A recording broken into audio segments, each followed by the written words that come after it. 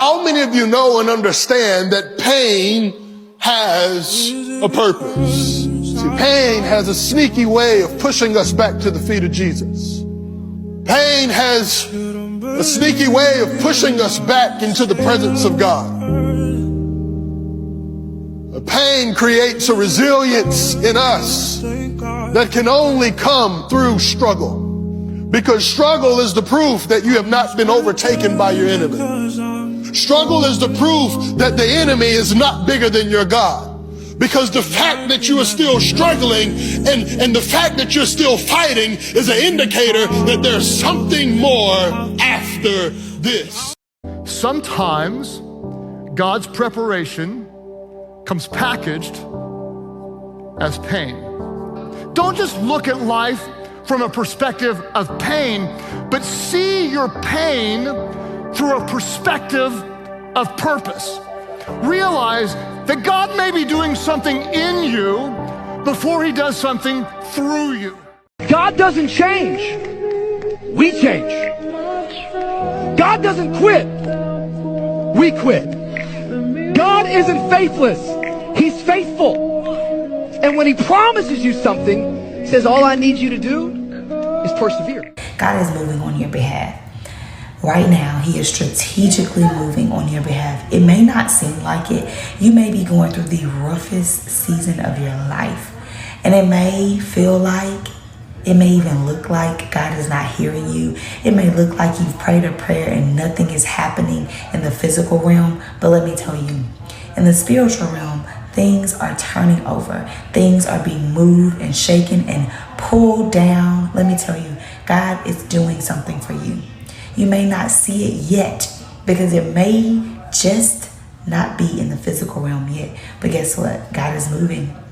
So I want you to hold on. Don't give up. Trust in God and believe that no matter how you feel, God is always moving because he is always faithful to his promises. And he promised that he would take care of you. God has perfect timing. Never early, never late. It just takes a little patience and a whole lot of faith, but it's worth the wait. God's plans is always the best. Sometimes the process is painful and hard, but don't forget that when God is silent, he's doing something for you. Sometimes God closes doors because it's time to move forward.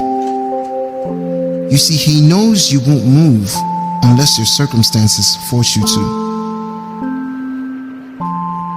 God answers all prayers in 3 ways. Yes, because you deserve it. No, because you deserve better. And not yet, because the best is yet to come. I realize God wakes us up in the midst of a storm to teach us a lesson. He removes people we love so we can learn to value love itself. He allows us to cry so hard so that we can see clearly when we open our eyes. He allows us to be bitter so that we can realize there is no genuine happiness if we think only of our needs and not others.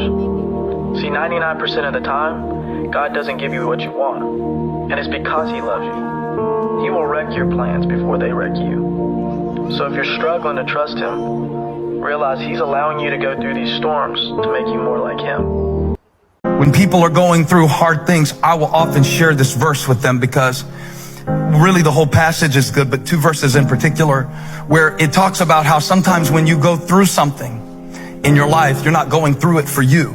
But there is somebody who will go through something that will need what you will have after you get through what you're going through, and you will have it to give them.